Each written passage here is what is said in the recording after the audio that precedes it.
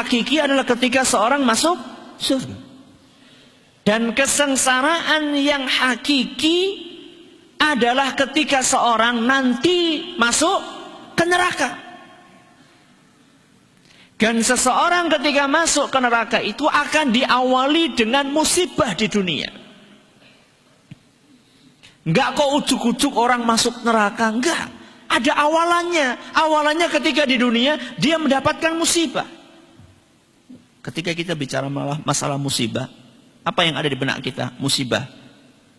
Dompet hilang. Apalagi?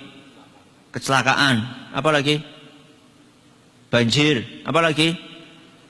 Kebakaran, gempa. Orang tua meninggal, anak meninggal, jatuh sakit. Itu kan musibah kan? Padahal musibah yang terberat bukan itu. Musibah yang terberat adalah ketika musibah itu menimpa kepatuhan kita dalam beragama.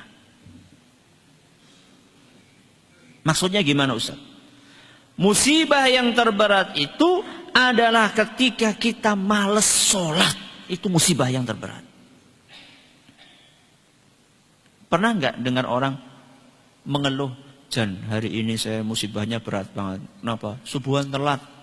Ada? Ada nggak? Jarang, bukan jarang, jarang banget. Ya. Kenapa sih, Muhammad teman? Iya ya. Ya Allah, saya telat bayar zakat. Atau ya Allah, nyong dioyo koyo pegawai pajak. Itu baru musibah ya. Tapi kalau telat bayar apa? Zakat itu bukan musibah.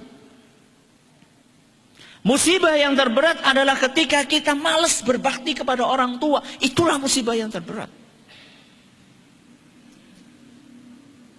Musibah yang terberat adalah ketika kita sampai sekarang belum bisa baca Al-Quran. Itu musibah yang terberat. Usia sudah hampir 60-70 tahun belum bisa baca Al-Quran. Ini musibah yang terberat. Musibah yang terberat itu adalah ketika kita nyaman berbuat maksiat. Berbuat maksiat kayak gak ada apa-apa gitu. Musibah yang terberat adalah ketika hati nurani kita ini tidak terganggu. Merasa nyaman-nyaman saja saat mencari rizki dengan cara-cara yang haram. Kemudian hati nurani kita tidak terganggu, itu musibah yang terberat. Nyaman-nyaman saja mendapatkan duit dengan korupsi, dengan kolusi, dengan riba, dengan dusta, dengan suap. Merasa nyaman. Dan tidak terganggu ketenangan hatinya, itu musibah. Musibah yang terberat, musibah yang sebenarnya adalah ketika kita tidak tergugah untuk memperbaiki akidah dan ibadah kita yang masih bercampur baur dengan tradisi-tradisi primitif. Itulah musibah yang terberat. Kok nggak tergugah untuk meluruskan akidah kita sesuai dengan apa yang diajarkan oleh Rasul sallallahu alaihi wasallam. Memperbaiki ibadah kita seperti apa yang dituntunkan oleh Rasul sallallahu alaihi wasallam, itulah musibah yang terbesar. Maka lihat, ada satu doa panjang yang dibaca oleh Rasulullah sallallahu alaihi wasallam, disebutkan oleh oleh Ibnu Umar radhiyallahu anhuma, falamma qallama kana Rasulullah sallallahu alaihi wasallam yaqumu min majlisin hatta yad'u bihaula'i ad-da'awati li ashabihi. Hampir-hampir setiap Nabi SAW duduk selalu membaca doa yang akan saya sebutkan sekarang. Hampir-hampir setiap Nabi SAW duduk, setiap duduk, hampir-hampir Nabi selalu membaca doa yang akan saya bawakan sekarang ini. Doanya panjang. Saya akan sebutkan potongan yang kaitannya dengan masalah musibah ini.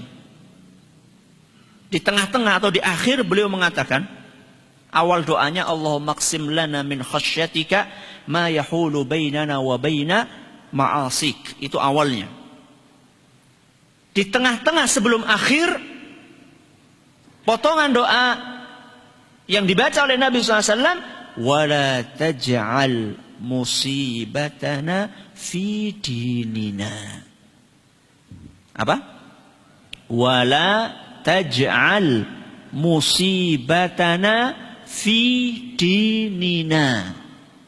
Kita ulangi. Apa? Wala taj'al musibatana fi dinina. Sekali lagi. Wala taj'al musibatana fi dinina. Apa artinya Ustaz? Ya Allah, wala taj'al, janganlah engkau jadikan musibatana, musibah yang menimpa kami, fi dinina. Musibah itu menimpa kepatuhan kami dalam beragama. Ya tadi itu. Nyaman berbuat apa? Maksiat, malas beribadah. Ya, tidak terganggu dengan dosa-dosa yang kita lakukan. Itu musibah yang sejati. Bukan berarti kehilangan anak, kehilangan dompet, kehilangan sandal. Itu bukan musibah. Musibah. Tapi ada musibah yang lebih berat dari itu, yang justru malah kebanyakan orang ketika ditimpa dengan musibah yang berat tadi malah tidak terasa itu sebagai sebuah musibah.